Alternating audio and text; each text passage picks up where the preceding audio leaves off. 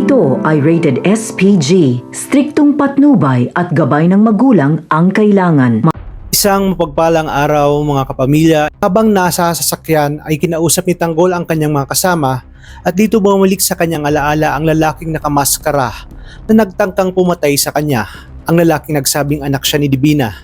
Dito na siya nagduda at napagtanto niya na baka si Bernard John at baka siya ang anak ni Divina.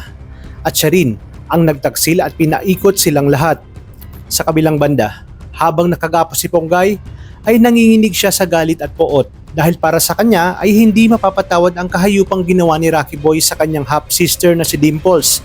Ngunit tila walang pakialam itong si Rocky Boy at nagbibingi-bingihan sa kanyang mga naririnig. Pinalaan niya si Ponggay na mag-ingat sa mga salitang binibitawan dahil baka nakakalimutan umano nitong hawak niya ang buhay nito.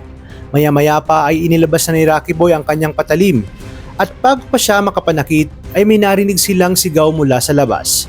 Dito na dumating si Tanggol at sinamantala ni Ponggay ang pagkakataong ito upang humingi ng tulong. Agad naman siyang pinatahimik ni Rocky Boy. Narinig naman ni Tanggol ang sigaw at sinimulan ng hanapin kung saan ito nanggaling. Dito na kumpirma ni Tanggol na nagtatago nga si Rocky Boy sa lugar na yon.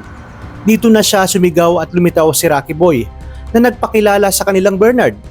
Agad siyang tinutukan ng baril ni Tanggol at sinabing alam na nila ang totoo, na nagpapanggap lamang siya at siya ang anak ni Divina. Dito ngumiti si Rocky Boy at inilabas ang kanyang alas, ang tsapa ni Ponggay. Ibig sabihin, hawak na si Ponggay, kaya isang maling galaw nito ay tiyak na patay nga daw itong si Ponggay. Hinamon pa niya si Tanggol na barilin siya at dito nga biglang tumalon si Rocky Boy pababa ng hagdan sa kanilang mansyon. Dito nagsimula na ang habulan.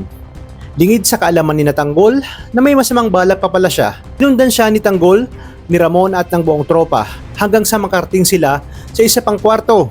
At pagpasok nila sa madilim na kwarto ay biglang naglabas si Rocky Boy ng tear gas. Pumapal ang usok, kumirot ang mga mata at halos hindi na nga sila makahinga. Nag-alala si Tanggol at sinubukang buksan ang pinto. Ngunit hindi niya ito mabuksan kahit anong gawin niya. Di na siya nakatiis at binaril niya na nga ang pintuan. At nakita niya si Enteng na nakahandusay at wala ng malay. Sa gilid naman ang kanyang duguan na amang si Ramon.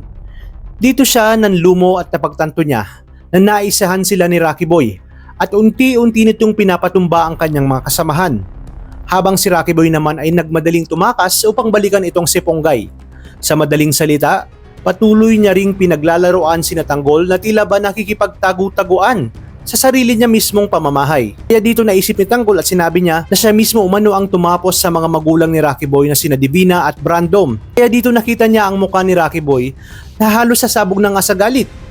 Ginawa ito ni Tanggol upang ilabas ang lahat ng galit ni Rocky Boy at mapilitan itong labanan siya dahil tiyak niyang hindi naman daw ito uubra sa kanya pagdating sa one-on-one na labanan. Kaya naman pakaabangan natin kung papaanong pamamaraan tatapusin ng ating bida ang buhay nitong si Rocky Boy. Dito lang sa numero 1 teleserye ng Sambayanan, ang FPJ's Batang Quiapo.